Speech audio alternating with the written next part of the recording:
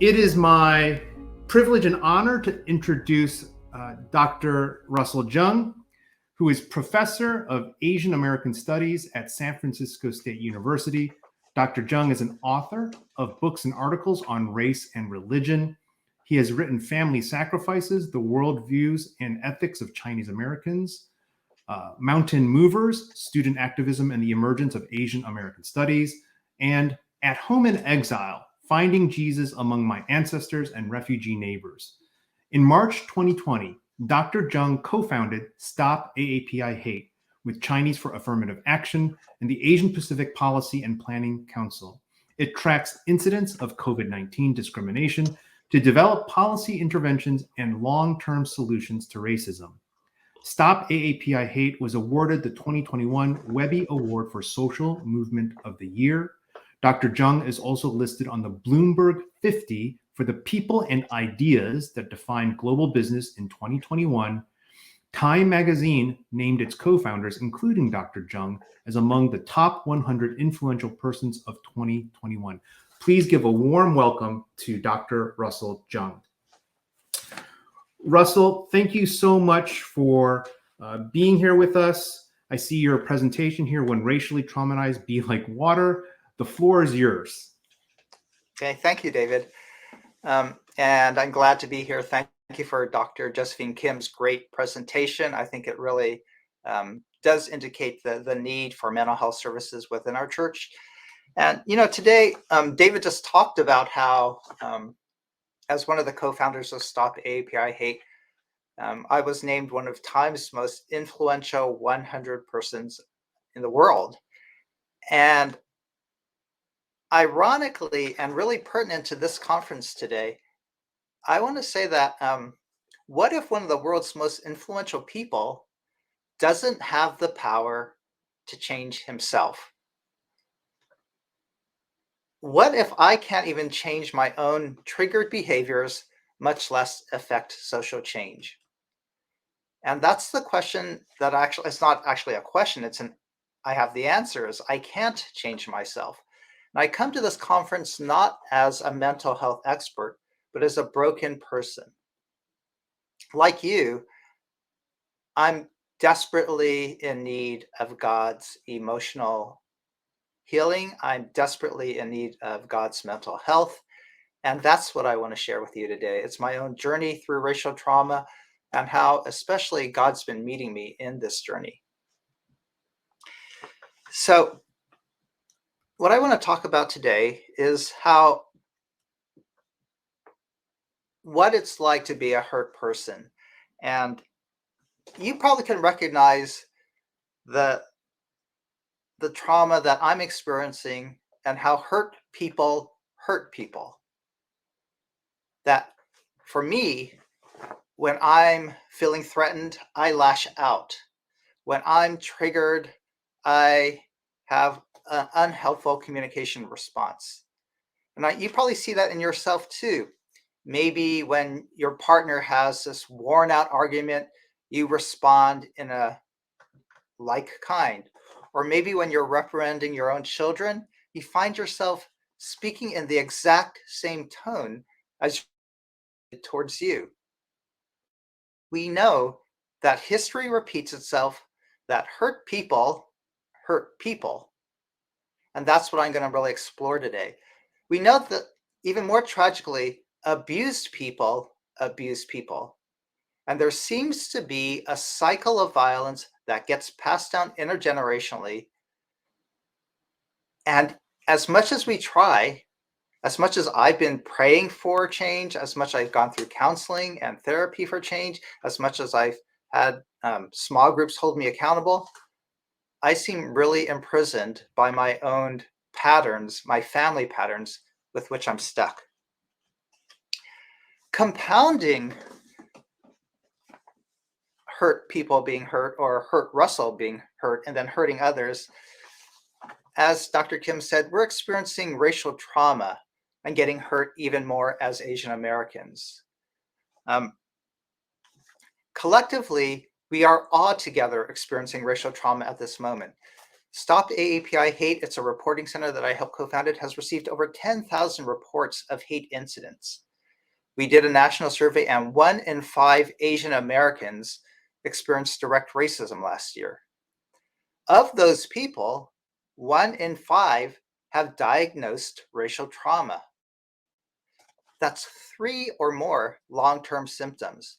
Racial trauma is when people are attacked and hurt and then respond with issues like long-term depression, anxiety, hypervigilance, avoidance of places.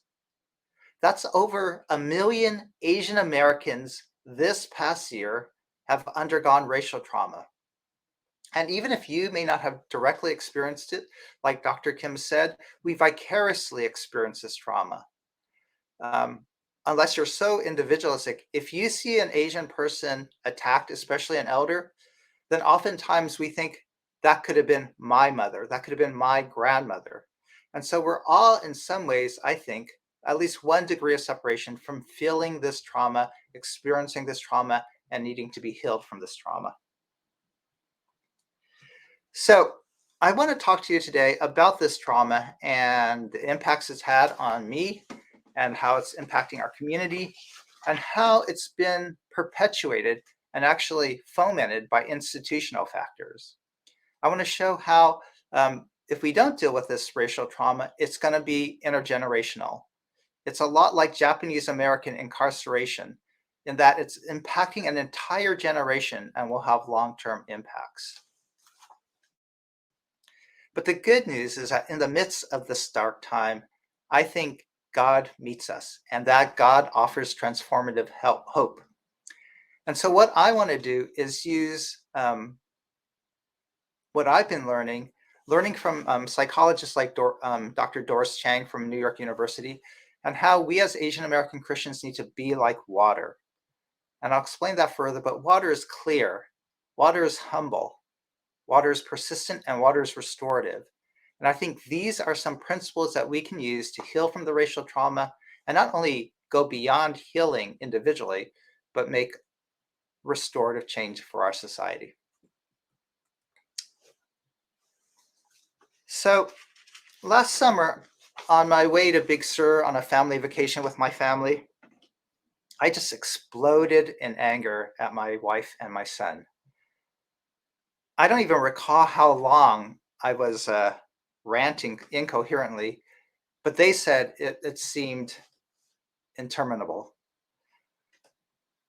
My unabated fury just terrified my family. They said, walking on thin ice, silent lest they break through that ice. And sadly, you could have predicted this incident. You probably can predict it in the future if you know my backstory.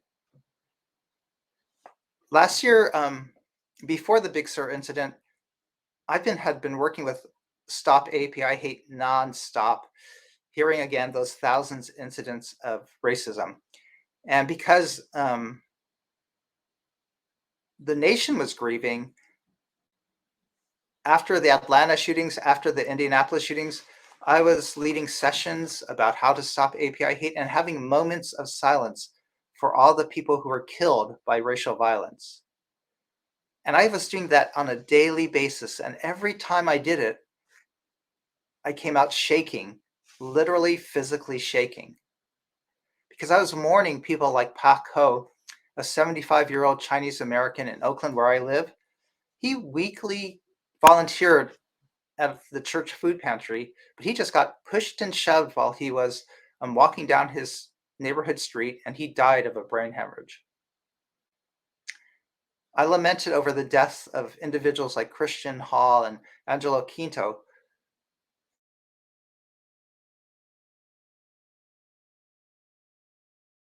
The police, Floyd was.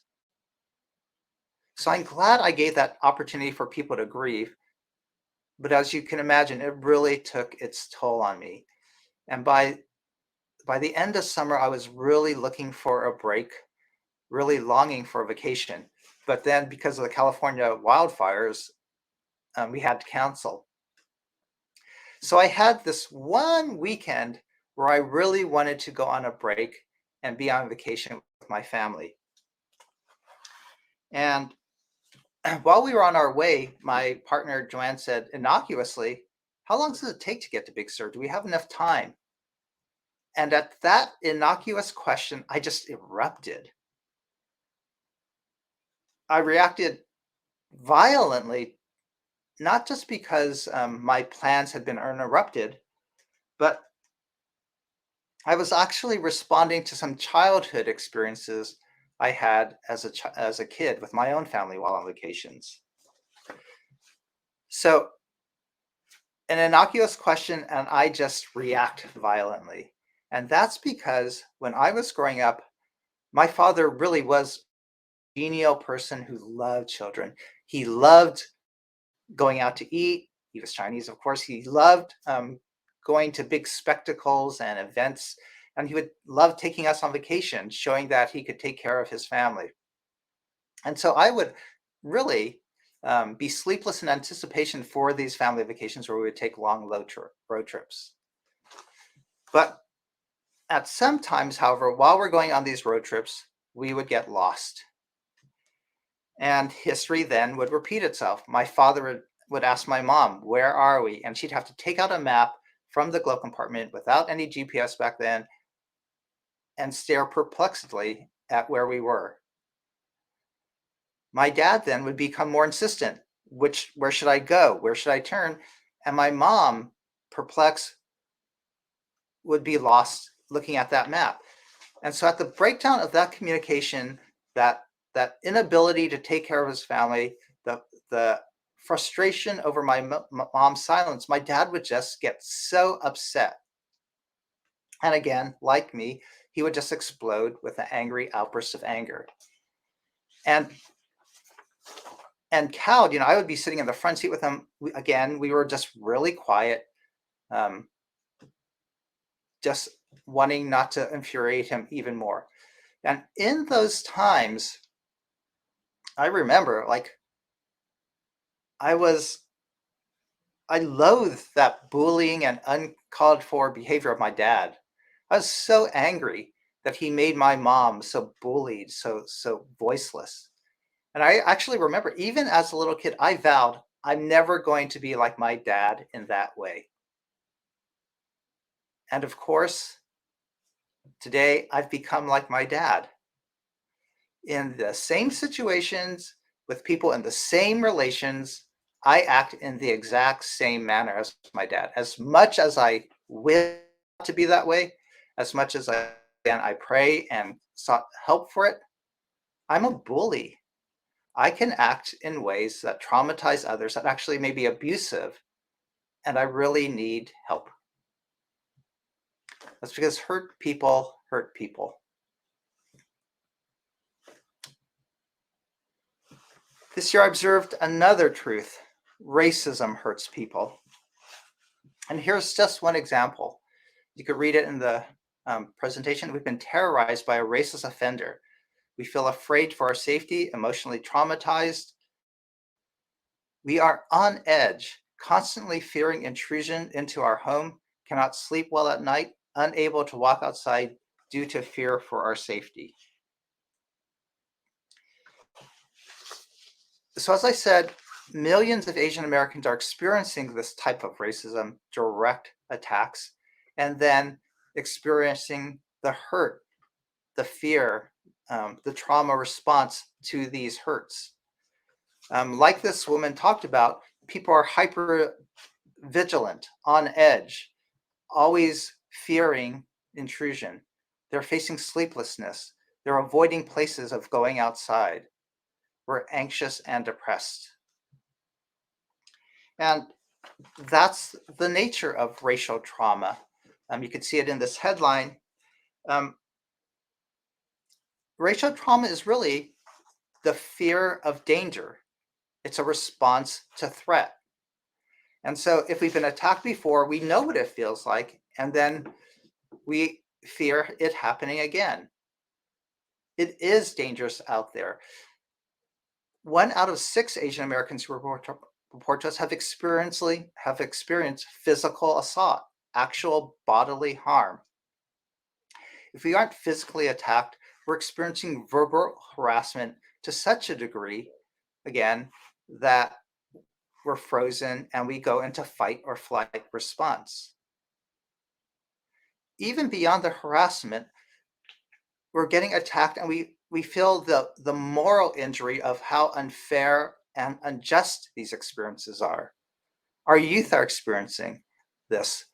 One out of half of our incidents at Stop AAPI Hate, people are using racial slurs, are using profanity, often in gang bullying forms, to attack us.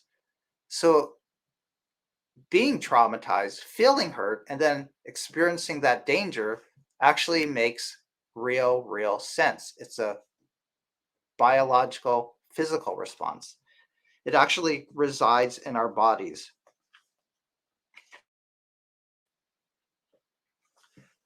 So what happens then is if we experience this racism, we become hurt people who then hurt people.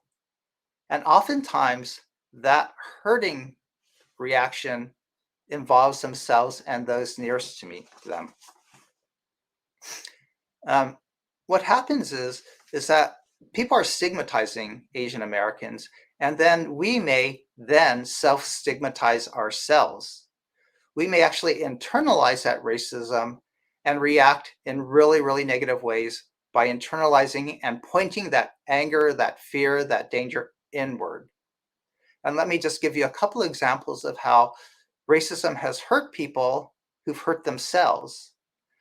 If you look at this person's response, he said, "A customer began screaming at me for no reason. I'm Chinese and my family's been in San Luis Obispo since the 1860s. I'm a fourth generation in San Luis Obispo, but guess I will never be an American." So in this case, again, it's an elder. He feels like he'll never belong, and that as much as he tries, he can't fit in. And that's, again, what Dr. Kim talked about, the perpetual foreigner stereotype. A lot of us internalize this. We look different, and so we have this imposter syndrome that we really don't fit in. As much as we try, even I, in the academy, I don't feel like I fit in. I don't feel like I belong. And even though I perform the way you're supposed to, I never really feel at home. And that might be one way that racism hurts ourselves. Racism also hurts ourselves is that, again, if we're shame-based, we actually have a heightened sense of being othered. We have a heightened sense of when we don't fit into a group, right? And so being called out, being attacked for being Asian, then what we'll try to do is try to fit in even more. We'll actually blame ourselves and say, what did I do wrong for sticking out? And what we'll try to do in response to racism is try to assimilate as much as possible. We'll try to be quiet maybe so that we don't stand out to others, or we assimilate so much that we lose our Asian background. Another response to racism that actually hurts ourselves is dismissal and denial. I know a lot of times what I do is I may get hurt, I may get insulted, but then I dismiss it saying, well, that's not as bad as what other people have. Again, with a shame-based culture, we're always comparing ourselves, and we'll think playing the Olympics oppression or the oppression Olympics, we'll say, well, at least I don't have it as bad as refugees who've gone through war. I don't have it as bad as African Americans who went through slavery. And so we minimize our pain. Or if you're like me, then you just totally deny those negative emotions. I grew up thinking I should be anxious with nothing, so I got to squash down worry. I grew up thinking I got to take the Bible literally, so I can't be angry. And so I just avoid emotions as much as possible.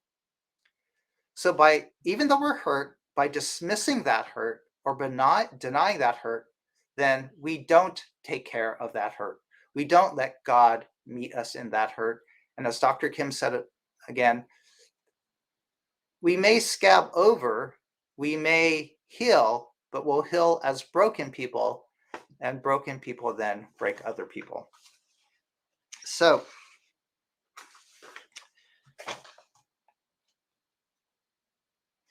what's even worse is that racism hurts us and then we hurt ourselves, but racism can hurt us, and racism hurts people who hurt people, especially those nearest to them. Just like me, I took out my anger on my family. And within the Asian American community, domestic violence rates are sky high. Domestic violence, intimate personal violence, intimate partner violence, it's higher in Asian America than it is in Asia, because a lot of immigrants are going through acculturation stress. We're facing downward mobility. We experience racism. And so we have a lot of frustration and anger, and oftentimes we take it out on those closest to us, our partners and our children. So racism hurts people who hurt people.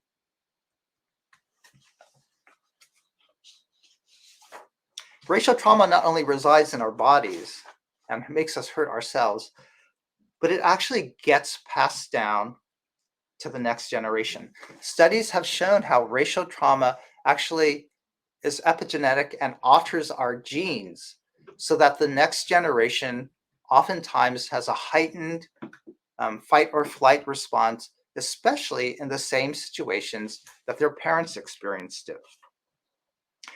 So perhaps generations of my family's explosive anger can explain why I act the way I do. And again, I don't want to blame or absolve myself from responsibility. It is my sin. It is my, I have to take ownership over how I behave. But understanding the roots of my racism helps me unroot the trauma, helps me unroot my behaviors. So let me give you examples of how racism hurts people intergenerationally. My great-grandmother, Ha Gok Tai, came to Monterey, California in the 1860s, and she lived there for 40 years, raising a family, and then got widowed. She then met my great-grandfather, Jeung Quang Quoc, and even though so that there were two single people, but because of the 1875 Page Act, Chinese women were excluded. And so there were very few eligible Chinese single women back then in the turn of the century in 1900. So a lot of guys were seeking my great-grandmother's hand in marriage because she was one of the few Chinese women around. The ratio was 26-1. Because my great-grandfather, according to family lore, was good with children, Gok Tai's kid said, you should marry him. And so my great-grandfather was one of the lucky guys to be able to marry this eligible 44-year-old single Chinese lady. Unfortunately, again, because of the anti-Chinese racism at the time, first Chinese women were excluded, and then in 1882, anti-Chinese racism was so high that the Congress passed the Chinese Exclusion Act. But even that legislation that expressed the racism of the people, it didn't quell the racism.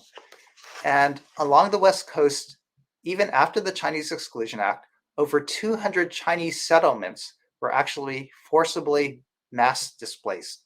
By mob violence, they were actually driven out by mob violence. So in Monterey, California, where my great-grandparents lived, the landlord evicted them because the townspeople wanted them out. When the Chinese wouldn't leave, a fire broke out and burned down the village. Newspaper accounts said that the morning after, looters came and people cheered as they saw the destruction of the village. The landlord put a fence around the village so that Chinese couldn't return. And so you can imagine the trauma that my great-grandparents had experienced.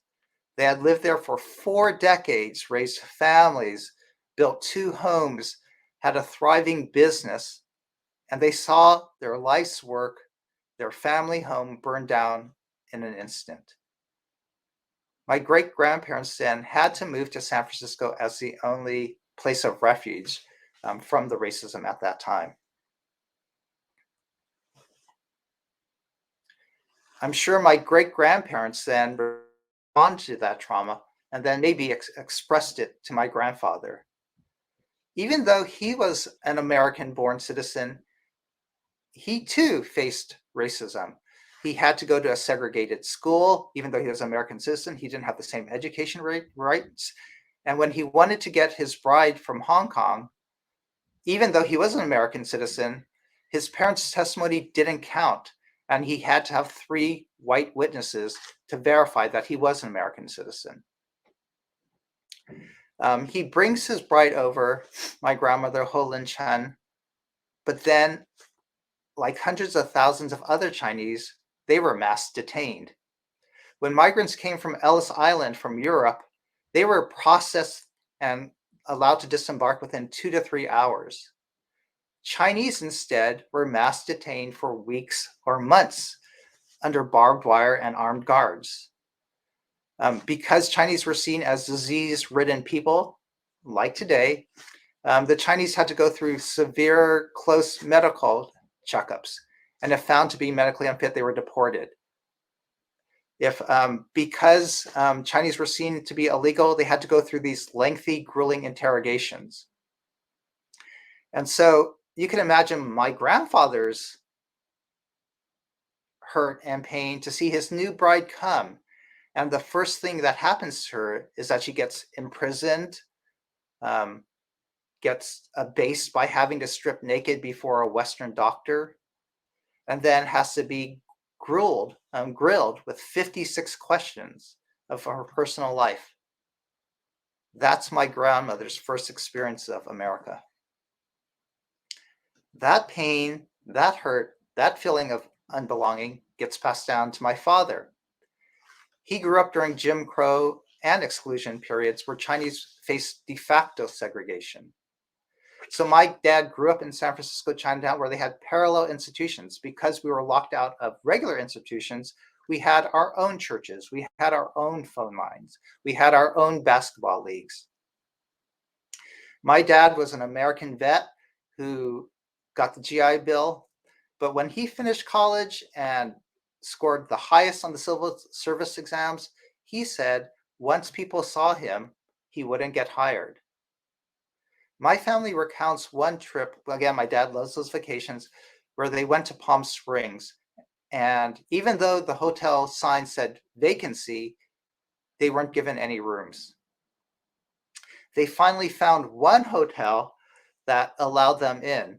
And even though those resorts actually hired Chinese, my parents, even though they were allowed in, were ordered to only take room service because they didn't want their other guests to be able to see other Chinese guests. And so my parents, with their 2-year-old son, had to dine in their own room, sequestered and out of sight of others. So again, my family's never returned to Palm Springs ever since that incident. So now you could see racism impacts generation after generation, that feeling of otherness, that feeling of not belonging, the reasons why we may be more quiet. It's not because that's our culture. It's because we've been beat down and then institutionally disenfranchised to be silent. And so my son, a 5th, 6th generation Chinese American Matthew, he now bears the brunt of a lot of this trauma.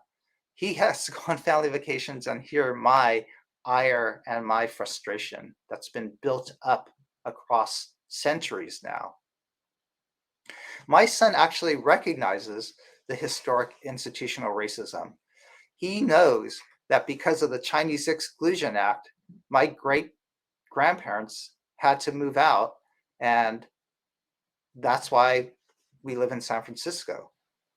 He knows that because of racism, that his great-grandparents had to spend time in Angel Island, and my own grandfather had to feel the pain of family and mass separation.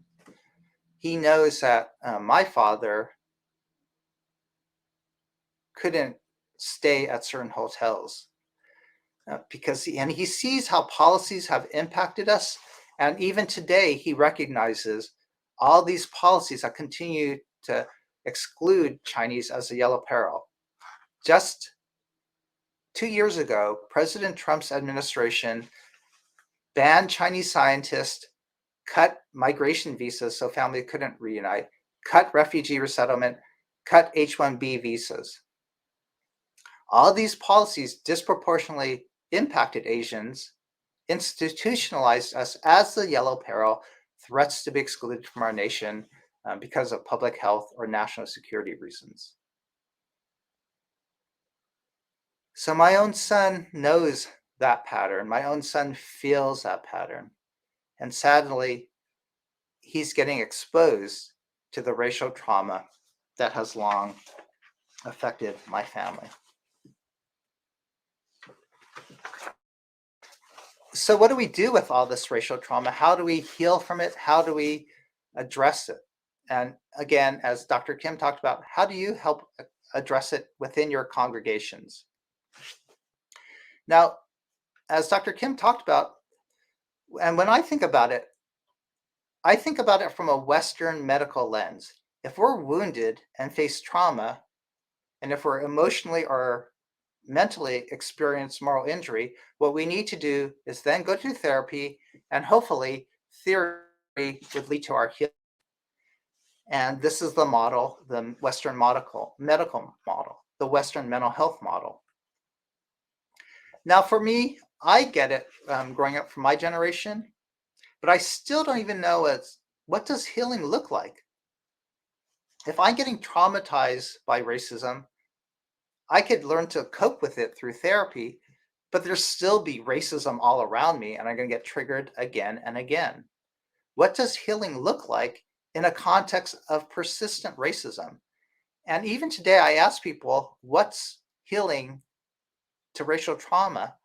Is it not being triggered? Is it you may experience the feelings, but you regulate them? I don't even fully know what racial healing looks like.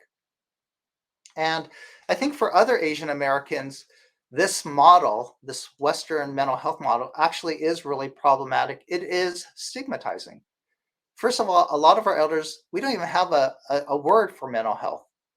We don't even think about ourselves being traumatized. Again, we're learned to accept it. We learn to deny it or dismiss it. And so going to a mental health specialist seems sort of weird.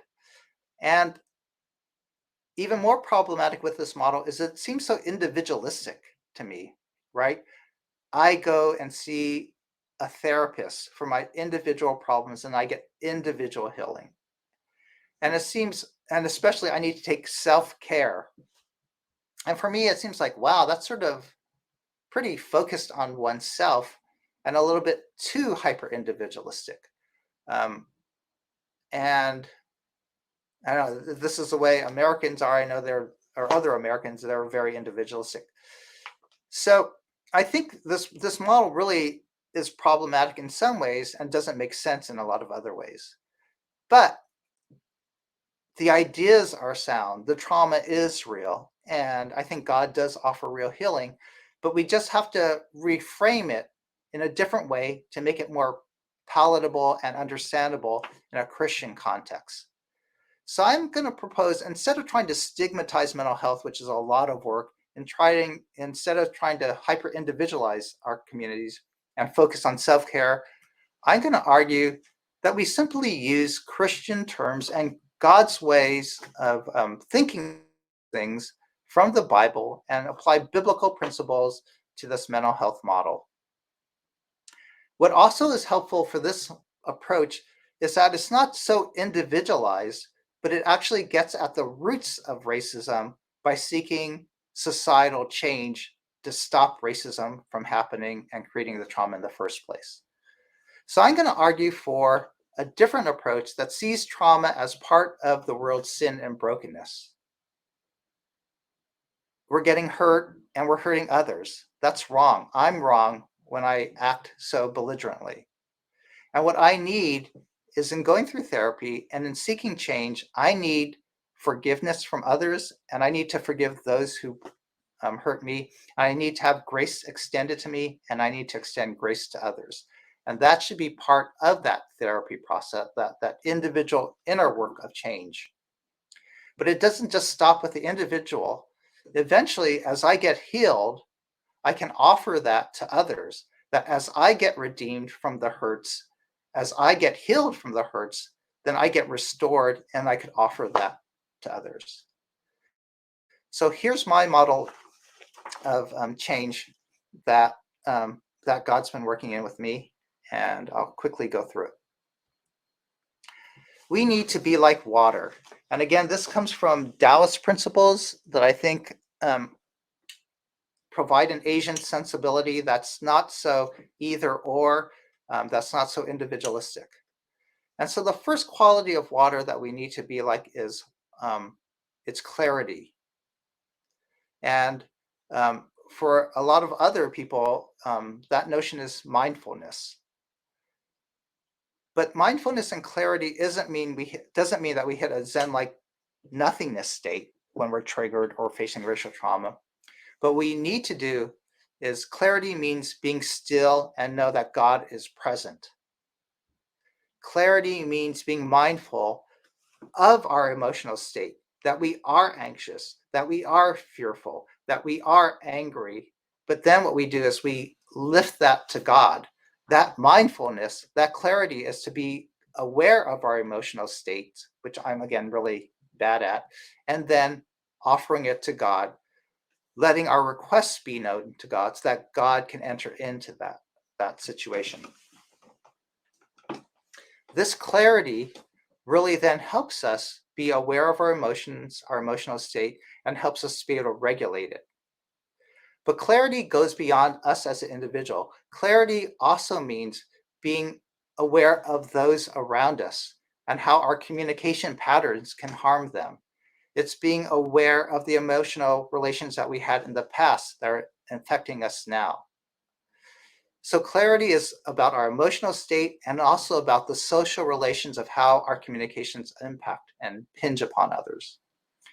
And for me, clarity means being aware that how I'm acting and how others are acting come from hurt people hurting others.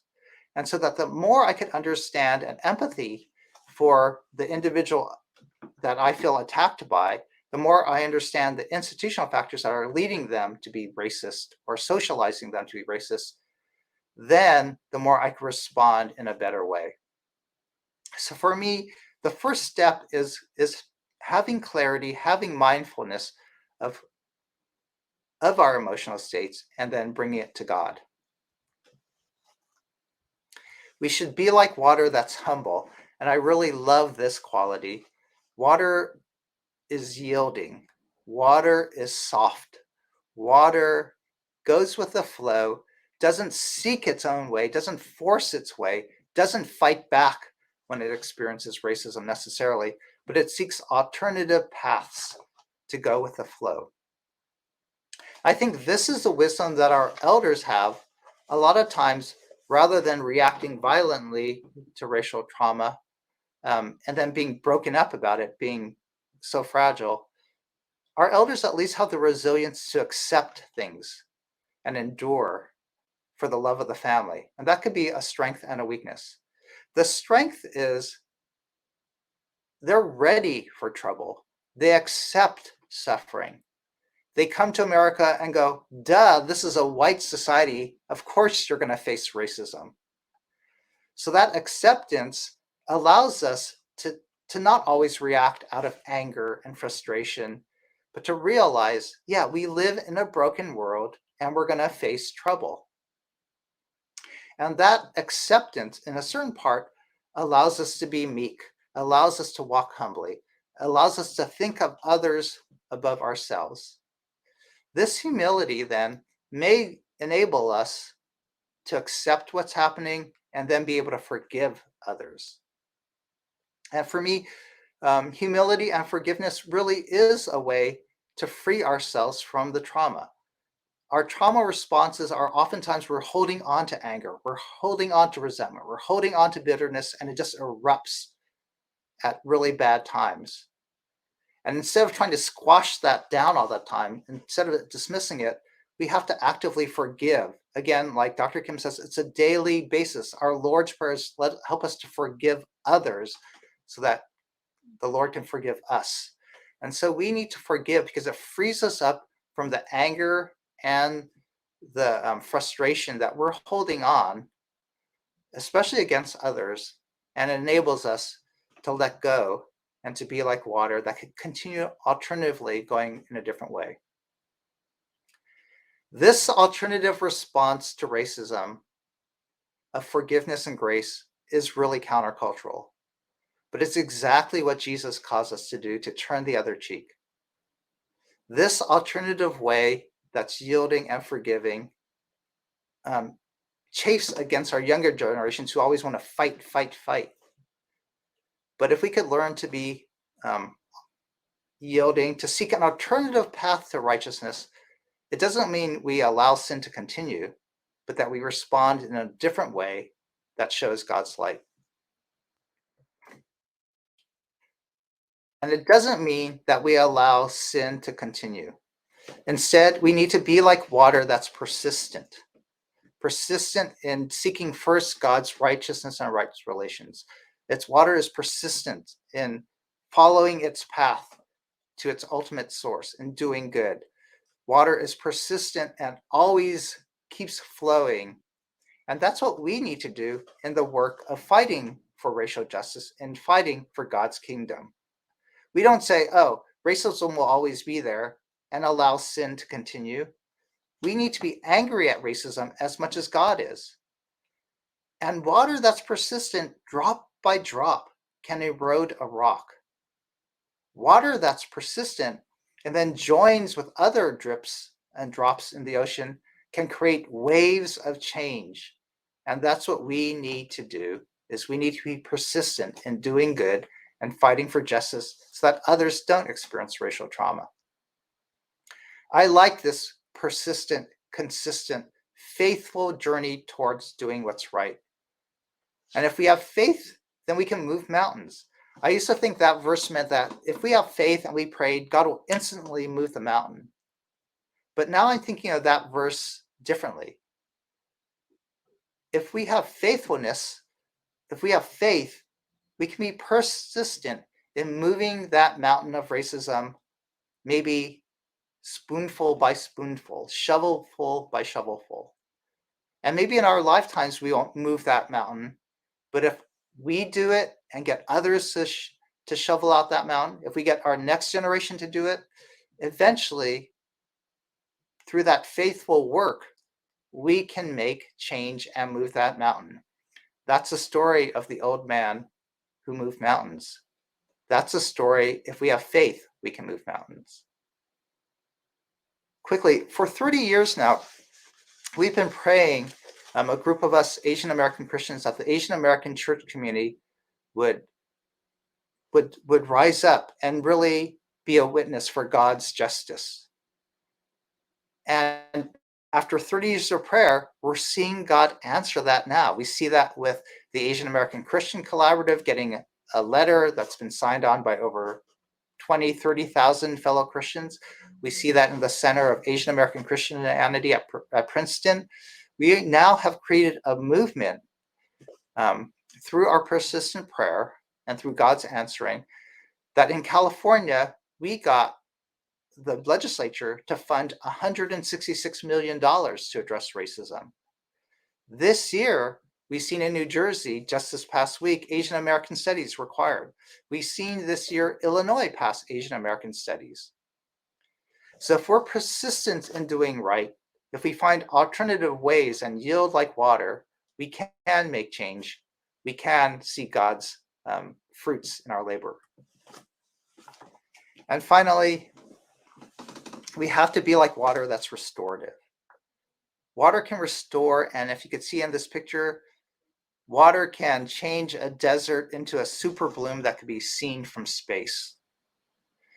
We need to be restorative to our society, and as we forgive and extend that forgiveness to others, then hopefully we who have been victims of racism can become peacemakers, can extend a message of reconciliation and restore our society. This past year, I was thinking, why are we experiencing so much racism? How am I going to deal with my racial trauma? And I went on an InterVarsity Celtic Way retreat. And we learned about St. Patrick, who, when he was a kid, was trafficked to Ireland and lived there as a slave. He escaped, but years later, he returned to Ireland to bring God's good news. And I thought that's such a story of God's redemption, to use a former slave to bring freedom to the slaveholders, to use what is weak and powerless so that God's presence can be seen there. I mourn the trauma that Asian Americans are experiencing now, the racism, but I think what God's calling us now to do is to heal, so that healed people can heal others. I think God's calling us to be restored so that we can be restored people who restore others. Rather than going into fight or flight response, we need to flock, to come together like we are now, get that healing that God's offering, and then again, present an alternative sign to the world, a kingdom culture that's forgiving and restoring, reconciling, and seeking justice. I think that's what God is doing at this Kairos moment. That's what we're doing this morning, is to receive from God, to acknowledge, yeah, we are hurting people. We are broken. Asians don't like to admit it, but the more we acknowledge how weak we are, then his grace is sufficient. His power is made perfect. So I would rather boast, yeah, we are experiencing racial trauma. Yeah, I am needing God's help. Yeah, I am angry at the way our society is. And as we allow God to come in and restore us, then we can offer that restoration to others. Thank you, Russell, for your presentation. And I want to encourage our audience to place some questions in the Q&A chat. And I'm already seeing some of those questions that are being upvoted. And I'll begin addressing them. Russell, I just want to acknowledge your courage in sharing your personal story with us. I think you model for us vulnerability and transparency in your advocacy for mental health issues within the Asian American community.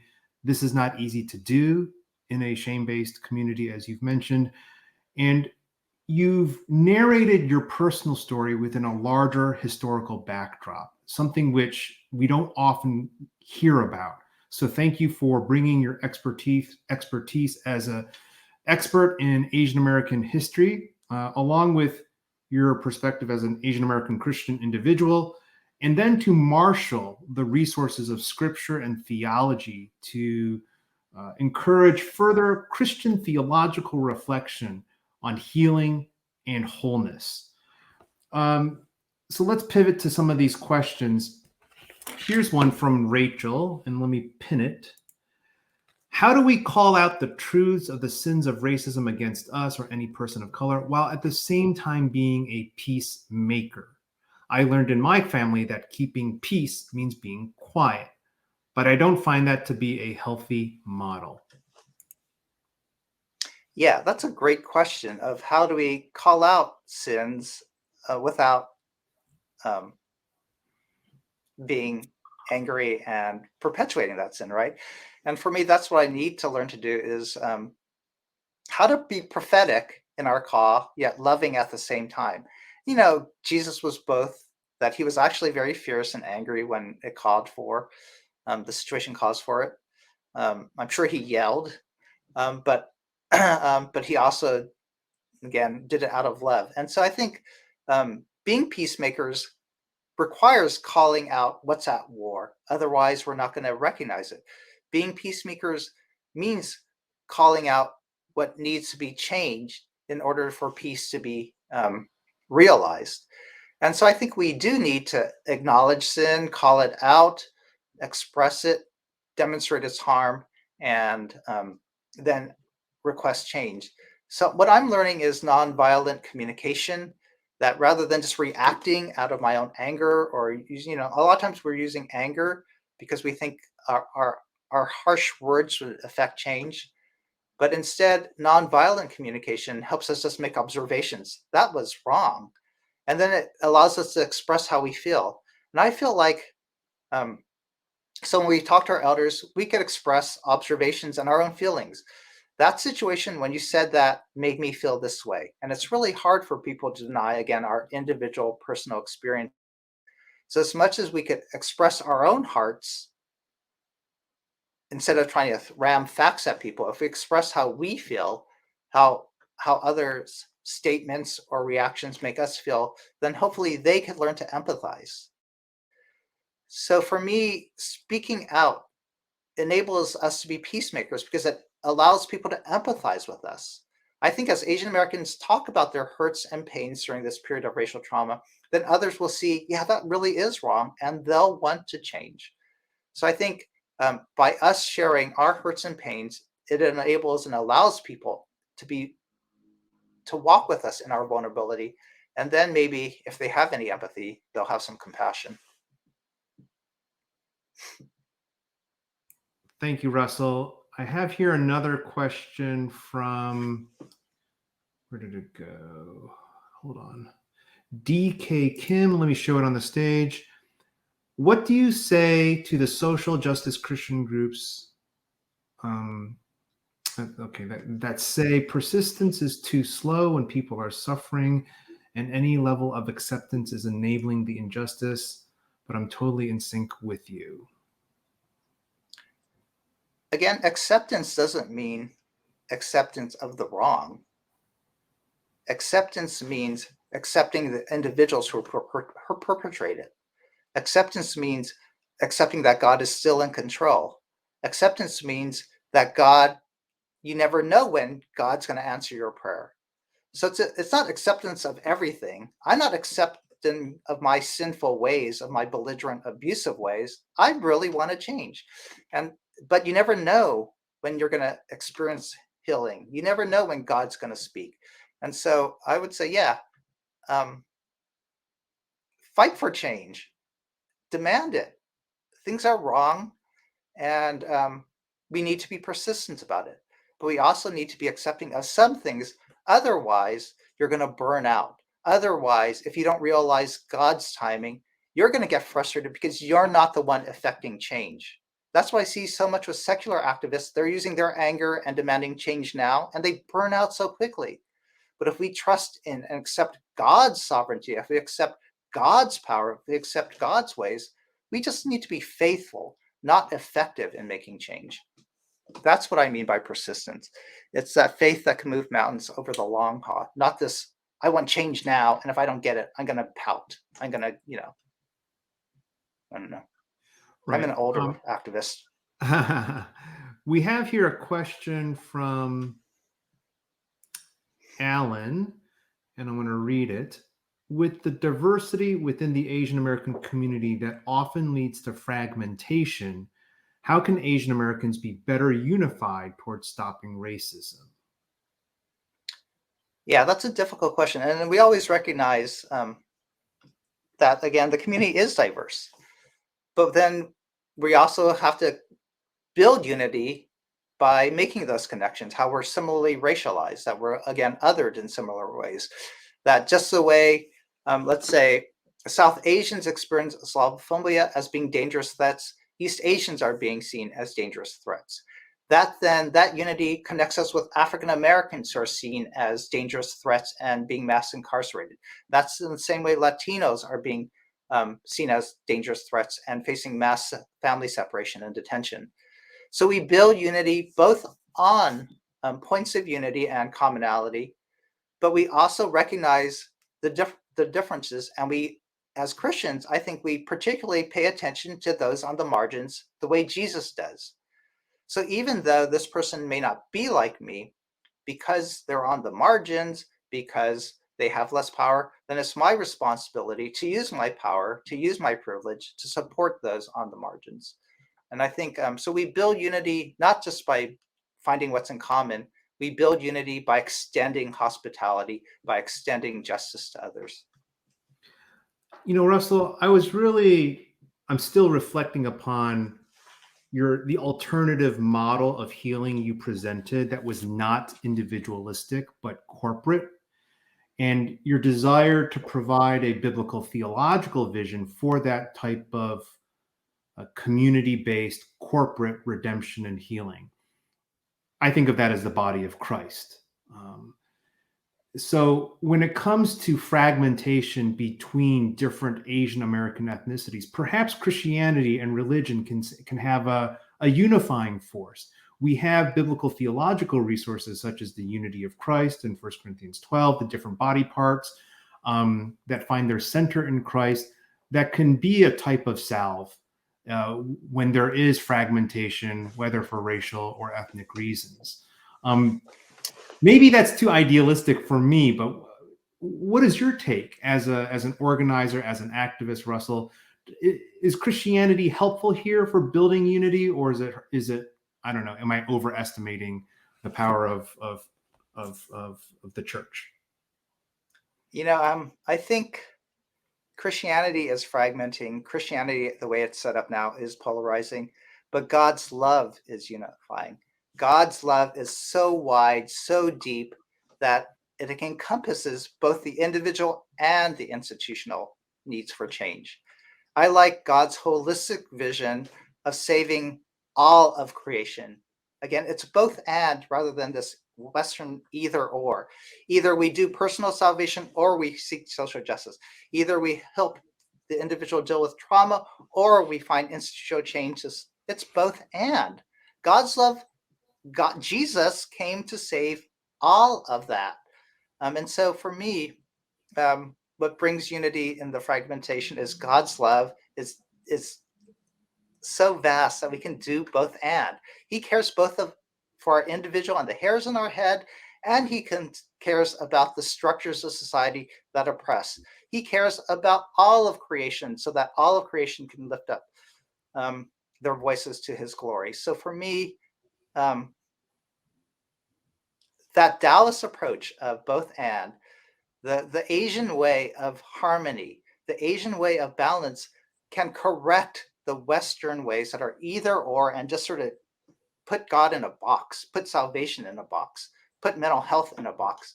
But instead, we recognize the integrated, holistic connections that we all face so that our emotional healing leads to our desire for interpersonal relations. Quickly, I just want to say one thing.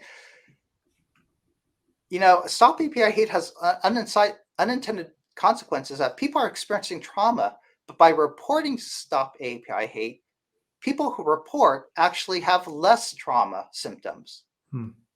By seeking institutional change, by looking for a collective voice, that translates their anger and trauma into positive action. So again, it's both and. As we seek institutional change, that leads to our individual healing. And our individual healing then allows us to be persistent for fighting for institutional change. So again, everything is interconnected. And that's sort of how I see things I'm trying to see things in a very holistic way, both rather than either or. Let us give our gratitude to Dr. Russell Jeung for his presentation, for his activism, for his leadership, and for his telling us his story within the broader history of Asian Americans and racialization. Thank you so much, Russell. We are blessed through your biblical and theological reflections.